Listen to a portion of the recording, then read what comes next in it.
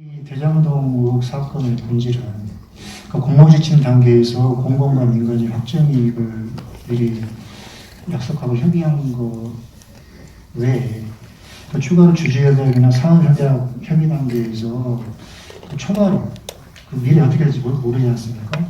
초과로 나눈 거에 대해서도 충분히 서로 이렇게 초과이익에 대해서 나눠가는 얘기를 할 수 있는 그런 과정들이 있었음에도 그런 것들이 소위 뭐 삭제, 내전에 누락된 것이 본질이라고 보거든요. 그런데 초과이익이 나지 않으면 후보님 말씀하신 대로 청남시는 확정이익을 가져가게 되고 또 민간 투자자들이 손해를 보든 그 예상 기대 수익을 얻어서 서로 지분대로 가져가는 근데 이제 초과이익 부분을 왜 그런 그 논의할 수 있는 과정들이 있었음에도 이것이 되지 않았는 것 이 부분도 사실은 저는 이제 사건의 진상에 접근하는 우리 언론의 역할이 정말로 중요하다고 생각합니다. 저는 언론들에서 주로 왜 민간에 기속된 이익이 이렇게 부정하게 배분됐냐, 왜 7천억을 현금으로 투자한 하나은행은 30억밖에 배정받지 않고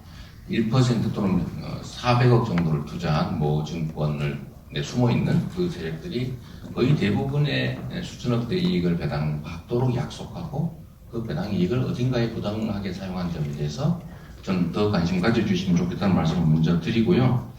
거기에 더해서 이게 만약에 일방적 행정처분이라면 충분히 가능합니다만 이게 민간과 합동개발하는 협상의 문제입니다. 예를 들면 민간의 하나은행이 이 사업에 참여를 했는데 이제 공모 조건에서 민간의 최대치, 공공의 최대치의 개발 이익을 환수할 업체를 경쟁을 시켜서 뽑는 건데 그 중에서 산업은행은 1,500억을 주겠다. 택지 가격이 떨어질 경우에 이제 임대주택 부지를 선택하지 않고 성남시가 현금을 선택하면 얼마를 주겠냐 해서 하나은행은 1,822억을 제시했고 산업은행은 1,500억대, 또 모증권회사는 1,300억대를 제시했기 때문에 전 최종적인 선정 결과는 가장 성남시의 이익이 안정적으로 큰 곳이 잘 선정됐다고 생각합니다. 물론 사후적 평가입니다. 이게 당시에는 저는 이게 다 도시공사의 전속사 가지고 또 산하 공공기관의 업무에 세부적 개입 자체가 문제가 될 수 있기 때문에 저희는 일반적 방침을 정해 주는 거죠. 그리고 또 두 번째 문제는 이런 게 있어요. 패널께서 가지시는 의문도 저는 뭐 공감하긴 합니다만 입장을 바꿔서 하나은행이다, 또 산업은행이다, 이 컨소시엄이 구성이 됐는데 공모에서 성남시에 확정이익을 주는데 최대치로 준다고 가정을 하고 그 외의 위험 부담이나 기회의 이익은 다 우리가 갖고 부담한다라고 생각하고 있는데 갑자기 땅값이 지금 우리가 예측하는 것보다 비정상적으로 오를 때 그 초과 이익을 나누자라고 하는 것 자체는 상대방으로는 받아들일 수가 없겠죠. 만약에 상대방이 그 조건을 받아들이면 아마 상대방의 하나은행의 경영진이 개인 문제가 되죠. 당신은 공모 조건에서 이렇게 확정 이익을 하고 나머지 위험 부담과 기회 부담을 동시에 하기로 했는데 왜 그걸 추가로 부담했냐? 이게 진짜 개인 문제죠.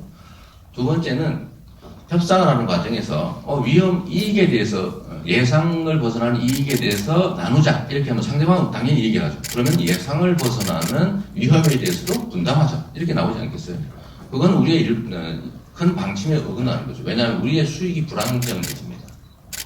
다행히 올랐기 때문에 이런 논쟁을 하죠. 다행히 혹시라도 떨어졌으면 여러분이 어떤 판단을 했을지 한번 생각해 봐 주시면 좋겠다는 생각이 듭니다. 후보님과 저희 질문이 조금 평행선인데 그 당시 이 사업을 보는 전망했던 주관적 판단의 문제인데 대장동이라는 땅이 어떤 땅이었느냐, 그리고 성남시가 사실상 토지 수용부터 인허가까지 다 해주는 사업의 속성 등을 판단할 때 거기서 이제 후보님이 좀 억울해하시는 부분과 상당수 국민이 갖고 있는 의구심 사이에 좁혀지지 않는 간극이 있는 것 같습니다. 어쨌든 끝없는 토론이 될 수 있을 것 같습니다. 제가 그 점에 대해서는 반론을 좀 할 기회를 주시면 좋겠는데요. 말씀이 맞습니다. 말씀이 맞는데 이게 LH에서 개발 사업을 할 때 전적으로 수용을 해서 전적으로 개발 이익을 독점할 경우에 예상 이익이 450억이었습니다. 또 성남시가 이 사업을 시작하기 전에 민간에 의뢰한 용역 결과로는 1,300억대인가 그렇게 예상됐습니다. 이익이.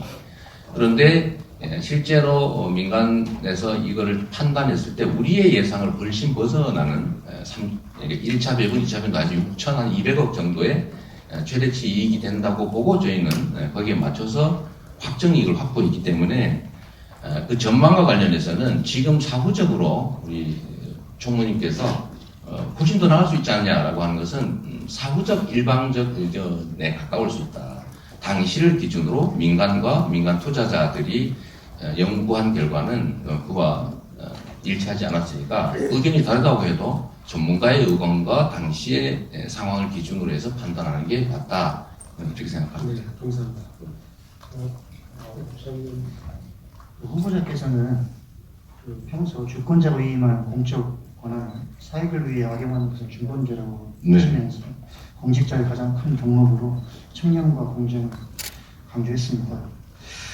근데 그 유동규 씨 같은 경우는 그 후보님의 그 공직관에 비춰보면 전혀 어울리지 않는 사람 같은데 그 자격시비 미달 논란에도 불구하고 어떻게 그 성남개발공사 교육본부장이라든가 경기관광공사 사장으로 잇따라 요직을 맡게 된 건지 설명이 필요하고.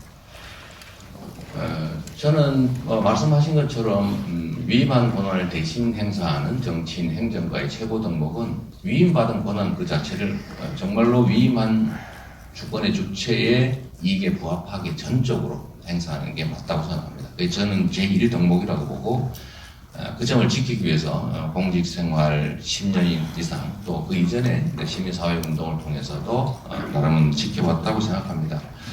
2014년을 두고 이제 이런 얘기들을 많이 하는데 2014년은 사실 제가 소위 박근혜 이명박 정부에 맞서서 소송까지 하고 심지어 그 다음에는 제가 광화문에서 오죽하면 단식 농성까지 할 정도로 심각한 충돌이 있던 시기고 그리고 당시에 제가 계산을 해보니까 근무일 기준으로 4일 중에 3일을 수사, 압수수색, 조사, 감사를 받고 있었습니다. 그래서 나름 저는 생존하는 유일한 방법이 투명하고 공정한 권한 행사가 있다고 봤고 그걸 수없이 우리 공직자들과 산하기관 직원들에게 강조했죠. 화장실에 부패 즉사, 청렴, 영생, 부패, 지옥, 청렴, 청부 뭐 이런 거까지 붙여놓고 특수부가 어떻게 수사를 하는지 그 과정도 제가 일부러 써서 붙여놓기도 할 정도로 강조했는데 안타깝게도 완벽하지 못해서 어쨌든 이런 부정부패에 오염된 우리 이제 휘하 이제 임직원들이 있었다는 점에 대해서는 저희 부족함과 또 아쉬움에 대해 사과드립니다. 안 어울리는 게 맞죠. 실제로 저는 공직자들 영역에서는 거의 이런 문제가 지금까지 발견되지 않고 있는데 제가 재임한 이래로 근데 산하기관 중에서도 지금 이 문제가 발생했는데 저는 사실 매우 놀랍고 매우 실망스럽고 또 저의 이제 사람을 골라 쓰는 점에 대해서 부족함이 있다는 그런 아쉬움을 지금도 가지고 있습니다. 다시 사과드리고요. 앞으로는 이걸 경험으로 삼아서 좀 더 엄정하게 인사를 선발하고 또 배치하고 하는 점에 대해서 정말 타산지석으로 삼도록 노력하겠습니다. 당시로서는 참 예측하기 어렵고요. 제가 당시에 민간업자와 만나는 것조차도 제가 제안했고 그 책임을 물었는데 알 수 없어서 아쉽습니다. 네, 핵심만 좀. 네. 저 아마 이런 식으로 하면 올 날 세워야 돼요. 저는 뭐 괜찮습니다. 그 황무성 성남도계공 초대사장이 사퇴 압박을 받고 물러났고요. 네. 그런데 인사권이 있는 그 시장께서는 이런 이제 기관장이 물러나는데 사퇴 이유를 알아보지 않았다. 이게 답변 못하는 국민이 많고요.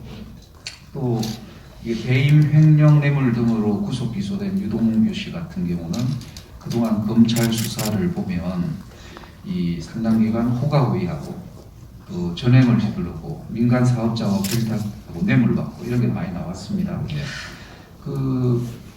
저 후보님께서 이런 사실을 알고도 모른 척했다면 부패를 방관한 책임을 벗어날 수 없고 또 진짜 정말 몰랐다고 하면 그 유능하다는 시정 책임자가 정말 무능한 거 아니냐, 무책임한 거 아니냐 하는 지적이 나오거든요. 네. 이 부분에 대해서 좀 설명 부탁드립니다. 주인을 대신해서 농사를 짓고 또 주인의 재산을 지키는 행위를 하는 데는 이제 많은 머슴과 대리인 일꾼들이 관여합니다. 저는 뭐 일종의 마름 정도의 역할을 하는 거죠. 머슴들을 지휘해서 주인의 일을 대신하는 거 아니겠습니까? 그러나 전체적 성과로 본다면 제가 당시에 이제 국민의힘이 원하는 대로 그 당시에 언론들이 요구하는 대로 인간의 자율성을 중시하고 돈 버는 일은 공공에 사지 말라라고 하는 이 요청과 요구에 응했다면 사실 이런 문제도 아예 없었을 거예요. 민간에 허가해주면 깔끔하지 않습니까? 그러나 그게 아니고 좀 번잡하고 어려움이 있더라도 우리 공공의 이익을 확대하기 위한 처절한 노력을 했고 그 와중에 부산 LCT를 비교 다시 해서 미안합니다만 또 주변의 다른 사업들에 비교해도 5,500억이라고 하는 엄청난 규모의 개발 이익을 환수한 건 사실이지 않습니까? 그건 성과죠. 그 성과를 만드는 과정에서 일부 머슴들, 일꾼들이 마귀에 오염이 돼서 부정부패를 저지른 점에 대해서는 부족하긴 하지만 그것이 이 사업 전체에 대한 성과나 또 이 사업 전체를 공익환수 설계를 해서 누구도 해보지 못한 어떤 단체장도 하지 못한 개발이익 환수라고 하는 결과를 정말로 제도적 한계 또 국민의힘이 의회를 동원해서 막는 이런 정치적 한계 속에서도 만들어낸 점에 대해서는 좀 인정을 해주시면 좋겠다는 생각이 들고 그거는 유동규라고 하는 또는 뭐 그 다른 직원들의 일탈 행위가 잘못이긴 해도 그걸로 이 성과를 다 덮을 정도는 아니다라는 말씀만 하나 드리고 싶고요. 지금 안 그래도 이거와 관련해서 또 부수적인 논쟁들이 많이 발생하던데 예를 들면 두산건설이 방치된 의료용 부지를 사용하지 못하고 있는데 저희가 용도 변경을 해서 혜택을 주고 업무시설로 바꿔주는 혜택이 생기지 않겠어요? 그 중에 일부 토지 10%를 시로 귀속받고 두산 계열사 모두가 분당 4억에 입주한다. 분양하면 다 건축허가 취소하고 철거한다. 라는 조건을 붙여서 두산그룹도 살고 또 주변 경제도 살고 성남시는 세수 늘리고 일자리 늘리고 그래서 효과 있는 사업들을 여러 가지를 했는데 이것도 엑스페면 왜 특혜를 줬냐라고 할 수 있죠. 현대중공업 R&D 센터를 만드는 문제나 백현동의 R&D 부지를 저희가 1,000억 이상 또는 1,500억 정도 되는 것들을 확보하는 조건으로 국토부의 요구를 들어줘서 용도를 바꿔준 거 이런 것들을 종합적으로 좀 봐주시면 좋겠다. 특정 부분을 떼서 그것만 문제 있지 않냐라고 하면 앞으로 어떤 공직자가 이런 위험을 감수하면서 공익에 부합하는 노력을 하겠습니까? 그래서 인정할 건 좀 인정해주고 또 문제는 문제들 지적해 주시면 좋겠다는 생각이 듭니다. 네, 구혜영 의원 질문해 주시죠.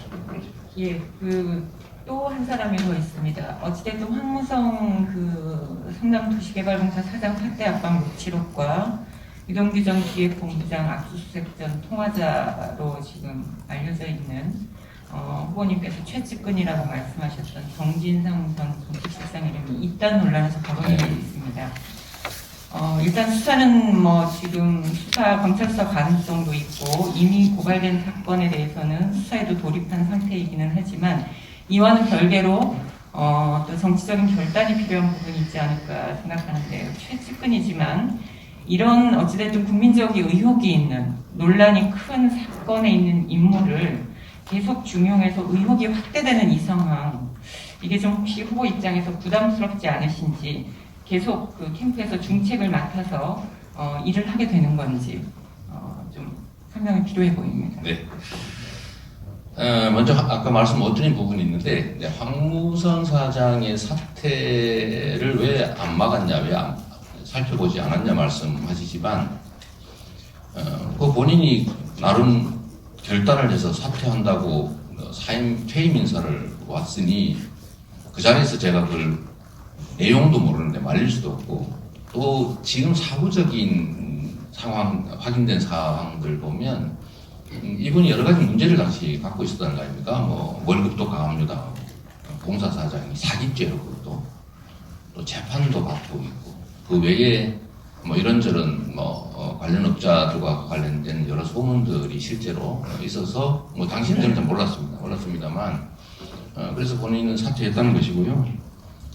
이분은 사실 저희가 민간 전문가를 공채한 케이스입니다. 저희가 만약에 이 일을 저희 사적 이익을 도모하는 수단으로 썼다면 뭐 하려고 그 민간에 전혀 일면식도 없는 전문가를 채용했겠습니까? 유한기 씨도 마찬가지예요. 어쨌든 그런 점을 한번 살펴주시고 사퇴 압박을 했다는데 저는 사퇴할 압박을 할 이유가 없었지요. 그건 아마도 자기들 사이 내부 문제인 것 같고 녹음된 내용이 여러 개가 있다는데 그 중에 본인이 어떤 용도로 생각을 하고 녹음된 것만 아마 이렇게 하지 않느냐는 의심을 저희는 하고 있습니다. 그리고 통화에 등의 문제가 있다고 하는데 제가 말씀드린 것처럼 유동규 씨는 뭐 역사에 말씀드렸죠. 선거를 도와줬던 사람이 맞고 나름 역량이 있다고 봐서 시설관리공단에 기업본부장으로 채용됐고 나중에 도시공사가 생기면서 합병했고 이제 거기서 그 역할을 계속 맡은 것인데 이 사람하고 다른 우리 이제 정진상 정책실장이라고 저희는 보통 부릅니다만 성남시와 경기도시의 정책 업무를 했기 때문에 이제 결정직으로 정책 업무를 한 거죠. 근데 거기하고 아는 사이니까 아주 오래된 아는 사이니까 뭐 통할 수 있었을 테고요. 그것 자체를 무슨 뭔가 문제가 있다고 하기보다는 그 내용이나 뭐 이런 것들이 문제가 있을 때 문제 제기를 하시는 게 사실 맞다. 뭐 수사 중이니까 거기서 내용이 밝혀지겠죠. 의심된다는 이유로 정부 배제하면 아마 쓸 수 있는 사람이 얼마나 있을까 제가 좀 그렇습니다. 아니 뭔가 부패 일탈 행위를 한 사람과 통화를 한번 했다. 그 사람하고 아는 사이다. 그 이후로 배제를 하면 누가 남아가겠습니까? 본인이 무슨 문제가 있다면 그 문제에 대해서야 저희가 판단하고 또 문책하고 또 나중에 인사에 대해서 감안하겠지만 관련이 있어 보인다 또는 의혹이 제기될 수 있는 상황이다 이런 이유로 책임을 묻는 것은 사실은 지나치다는 생각이 좀 듭니다. 네, 제가 질문을 좀 이어가겠습니다. 네. 이분님께서는 대장동 의혹과 관련해서 1원이라도 이익을 취했다면 후와 공직을 사퇴하겠다고 약속을 하셨습니다. 근데 일각에서는 사실 이득을 취하는 것이 돈만은 아니라는 의심을 갖고 있고요. 공직사건법 위반 무죄 확정 판결에 참여했던 권순일 전 대법관이 퇴임 후에 화천대유 고문으로 가서 보수를 받았던 사실이 좀 논란이 됐죠. 이게 만약에 의혹이 사실이라면 굉장히 심각한 문제이기 때문에 여쭤보는데요. 네. 이 권 전 대법관과 화천대유 그리고 이 후보가 거기에 모종의 연관이 확인된다면 사퇴하고 책임을 지실 걸 약속하실 수 있습니까? 이런 건 질문이라기보다는 공격에 해당될 수 있죠. 뭐 혹시 김희원 패널님 뭔가 범죄를 저질렀다면 구속하고 처벌받는 거 감수하시겠습니까? 이렇게 물어보는 거 비슷하죠. 네, 제가 이게 네. 워낙 중요한 일이라고 말씀을 드렸습니다. 네, 네. 사실 그거를 제가 다 확정된 게 아닌 의혹이라는 수준인 거는 네, 네. 아까 말씀드렸고요. 그러니까 그 점에 대해서는 저에 대해서 제기되는 의혹이라고 하는 것은 정말로 많지 않습니까? 제가 이 민주주의 사회에 가장 중요한 건 정확한 정보입니다. 사람들이 주체적 판단을 하기 위해서 정보가 정확해야 되거든요. 부정확한 정보로 사람을 지배하는 일들이 실제로 벌어집니다. 제가 광주 민주화운동을 폭동으로 알았고 그 때문에 2차 가해에 가담하는 역사적 죄를 지었던 것처럼 말이죠. 그래서 언론의 역할은 정말로 중요하다는 생각이 들고요. 권순일 대법관은 저는 정말로 일면식도 없는 분이세요. 그리고 대법원은 13분의 대법관이 계신데 그 한 명을 한다고 해서 될 일도 아니고 또 이 대법관이라고 하는 분들이 누군가 부탁했다고 자신의 법적 판단, 양심과 법률의 판단을 바꿀 거라는 상상 자체가 너무 황당한 일이라는 말씀드리고요. 쉽게 말하면 제가 2015년에 이 사업을 결정을 했는데 그 초기 투자자들은 제가 전혀 알 수 없는 방식으로 삼중의 보호막 뒤에 숨어 있었잖아요. 저는 민간 그들이 스스로 인정합니다. 이재명 씨알도 안 먹히더라. 뭐 그런 얘기도 그 사람들이 하고 제가 그때 당시에 실제로 대외적으로 증명한 것은 이건 부정부패 세력이기 때문에 이 대장동 토지를 구입한 그 세력들은 기본적으로 이 사업에 참여 안 하는 게 맞다는 입장을 수차례 발표했기 때문에 그 사람들은 금융이라고 하는 뒤로 숨었고 또 SK라고 하는 또 뒤에 숨었고 그 안에서도 무슨 뭐 이상한 이름의 법인을 만들어서 그 안에 또 숨었던 거죠. 아주 꽁꽁꽁 숨어 있었기 때문에 제가 그들과 무슨 그 당시에 연관을 갖는다는 것은 상상하기 어렵고, 두 번째로 제가 2015년에는 그 경기도지사 생각도 안 할 때입니다. 생각도 안 할 때인데 경기도지사를 나가가지고 고발을 당해서 부당한 기소를 당하고 부당한 기소를 당해서 항소심에서 유죄를 받고 대법원에 가서 대법관에게 뭔가 이렇게 로비를 해야 될 상황이 있으니까 노스트라다무스도 아니고 그때 이들과 뭘 했다. 이 상상이 저는 왜 가능한지 좀 이성에게 한번 스스로 물어보시면 어떨까 그런 생각이 듭니다. 네, 알겠습니다. 네. 그 공직선거법 이제 사건에서 네. 또 한 30여 명의 변호사를 이제 네, 쓰시고 네. 이제 변호사 비용으로 2억 5천만 원을 지불했다고 네, 이제 네. 해명을 하셨습니다.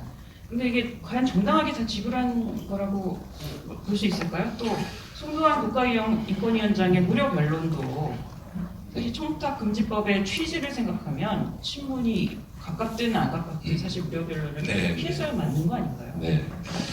그건 이제 김현 패널께서 이제 우리 민주사회를 위한 변호사 모임 또는 소위 인권 변호사들의 이제 활동 양식에 대한 이해가 조금 적다 보니까 생긴 이제 오해라는 생각이 듭니다. 송도환 대법관을 포함한 그 세 분 전직 민변 회장들은 변론하지 않았습니다. 이름만 올려준 거죠. 만약에 이걸 이제 이익이라고 보면 그 140명 정도가 참여했던 노무현 대통령 변호사 시절에 그 변호인단은 도대체 얼마를 준 겁니까? 한 사람당 300만 원만 줘도 100명이니까 얼마입니까 이게? 140명.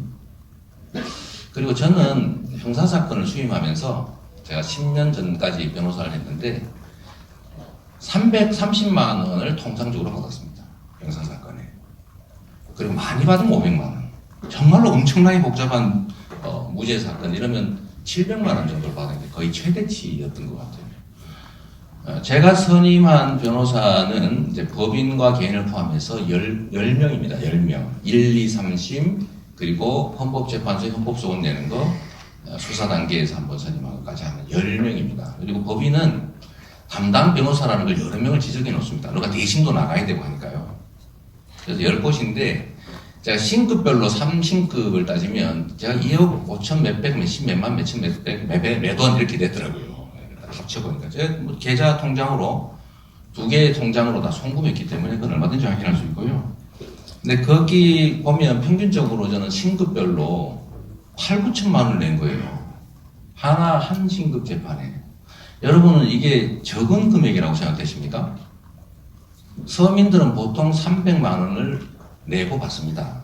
그리고 복잡해도 1000만 원을 넘기지 않아요. 어떤 세상을 사셨는지 모르지만 기본적으로 변호사비를 뭐 억 단위로 받는다. 이거 저는 상상하기가 어려운 이 정관 문제나 이런 것들이 일상적으로 있을 거라는 생각을 왜 하시는지 이해가 안 되고요. 두 번째는 제가 사법연수원 출신의 변호사입니다. 제가 재판 준비를 상당히 많이 하죠. 제가 변호사한테 설명회가 변호사 쓰는 것보다 제가 쓰는 게 더 빠르니까요. 같이 협업을 한 건데 대개 다 제 대학 친구, 연수원 동기 친구, 무슨 인권 모임의 동료 이런 사람들이기 때문에 거기다가 제가 친구 사이에 동료 사이에 뭐 3억은 줬어야 된다 이런 상상을 여러분들이 왜 하시는지 궁금하고 저로서는 2억 5천 수백만 원을 낸 것도 매우 큰 돈이고 한 개의 법인 또는 한 개의 개인에게 지급된 평균 금액이 약 2천에서 3천만 원씩 되기 때문에 결코 적은 돈이 아니다라는 말씀을 드립니다. 그리고 최근에 그 말씀을 하시고 싶으신 것 같아요. 그러니까 제가 어딘가 뭐 회사를 통해서 뭐 대납을 받았다. 제가 그 회사하고 무슨 관계가 있습니까? 전혀 알지도 못하는 회사가 그걸 대신 냈다는 것이 도대체 말이 안 되는 소리고 그 얘기를 최초로 퍼뜨린 사람은 지금 고발돼서 이제 수사 중입니다. 그리고 제가 전에도 말씀드렸던 것처럼 이거는 다 계좌 확인하고 변호사 사무실에 현금 영수증 다 확인 가능하니까 확인하시라고 제가 국정감사에서 금액까지 알려드렸지 않습니까? 그리고 변호사들이 누군지는 그 대법원 게시판에 들어가면 다 나와요. 10곳, 2억 5천 몇백만 원. 그리고 나름 상당히 저로서 많이 지급했다. 2억 5천이 집안채 값인데 그게 왜 적다고 하는지 그 생각을 하는 분들은 어느 세상에 사시는지 궁금해요. 네, 후보님 저희가 대장동 관련해서 대장동 너무 굉장히 긴 길어지고 것 같아요. 있는데 네. 그럼에도 불구하고 후보님이 모두 발언에서 특검 관련해서 네, 말씀하신 게 이제 그러시죠. 오늘 중요한 얘기이기 때문에 플로어에서도 많은 질문이 올라와 있습니다. 네. 이 후보님 그동안 후보님이나 여당에서 특검에 대해서 좀 부정적인 입장을 밝히실 때 주요 논리가 네. 시간을 끈다. 네. 그 점이었는데 그렇다면은 국가기관의 수사를 지켜보고 나서 미진하면 하자. 네. 물론 국가기관의 수사는 존중해야 하지만 국민의 대선 전에 이 사건의 진상을 정확히 알고 판단해야 되는 국민의 권리와 국가기관을 존중하는 그 중에서 어떤 것이 우선이겠느냐. 그래서 국가기관의 수사를 기다리지 말고 지금 바로 특검해서 그 후보님이 말씀하신 모든 의혹에 대해서 밝히면 어떻게 되느냐라는 질문이 올라와 있어요. 네. 이 특검 만능주의적 사고를 하시는 것 같습니다. 지금 특검이 문제를 만들었다고 합니다. 그런 의혹이 있잖아요. 특검은 절대적으로 정의롭고 절대적으로 유능하냐, 그 문제에 대해서 우리가 의문도 가져야죠. 그러나 다양한 방식으로 진실에 접근하고 엄정한 책임을 물어야 되기 때문에 일단 국가기관들의 수사나 이 내용 결과 곧 나올 테니까 그 결과를 보고 미진하다, 부족하다, 더 해야 된다라고 하면 특검을 해야 되고, 저는 아까 말씀드린 것처럼 제 자신이 이 화천대유 이 부정비리 사건, 국민의힘이 개입했던 이 사건에 대한 검찰의 수사가 충분히 공정하고 충분히 엄정하다라고 생각되지 않습니다. 그래서 저는 빠른 시간 내에 검찰이 신속하게, 엄정하게 실체에 접근하고 책임을 묻는 것 과정을 거치도록 요구하고, 또 그렇지 못하면 곧바로 이제 특검을 여야 합의를 해야 될 테니까 특검을 하되, 특검 대상도 아까 말씀드렸던 부분까지 확정 좀 하고 특검을 하자, 이런 입장이고요. 지금 당장 특검에 대한 논의를 시작하더라도 아마 여러분 아시는 것처럼 법 만들고 협상하고 특검 임명하고 수사 계획 짜고 인력 선발하고 하려면 아마도 서너 달 걸릴 겁니다. 대선 끝납니다. 그때까지 미루서는 안 되는 거죠. 신속하게 하고 필요하면 특검에 대한 논의도 하고 그렇게 하면 좋겠습니다. 추가로 하나 여쭤보고 싶은데요. 네. 모두 발언에서 그 본부장 비리하고 네. 특검을 연계하는 윤 후보 발언을 말씀하셨습니다. 네. 윤 후보께서는 그 대장동 게이트하고 고발 사주 의혹을 세트 특검하자 이런 얘기를 하셨어요. 그 세트 특검은 못 받아들일 이유는 없어 보이는데 어떻게? 저는 이게 이제 수사권 쇼핑을 위한 꼼수다, 이렇게 보는 거예요. 아니, 검찰이 지금 본부장 비리는 사실 드러난 게 많지 않습니까? 저에 대해서는 여러분이 한번 직접 한번 얘기를 해보세요. 제가 무슨 문제가 있습니까? 내가 직원을 잘못 관리했다. 예를 들면 충분히 100% 완벽하게 유능하지 못했다는 점 지적 외에 구체적으로 뭘 잘못했다는 겁니까? 없잖아요.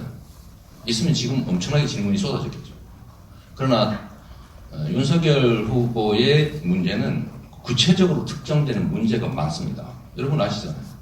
그래서 그 점을 특검을 수개월 동안 논의하고 만들어서 그때 맡기자고, 지금 이 수사를 포기하고 피하고 좀 시간을 끌려는 것이라고 보기 때문에 그걸 왜 조건을 붙입니까? 아무 관계없는. 누가 그런 얘기를 했어요?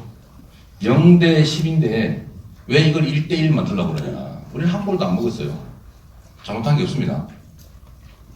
예를 들면 정치적, 도의적 책임은 있지만 법률적, 형사적 책임에 대해서는 아무런 근거가 없습니다. 근데 후보님, 그런데 저쪽은 현재 이미 수사 중이고 입건된 것만 해도 8건에다가 그것 말고도 여러 건이 있기 때문에 이걸 섞어가지고 세트로 하면 누가 이기겠어요?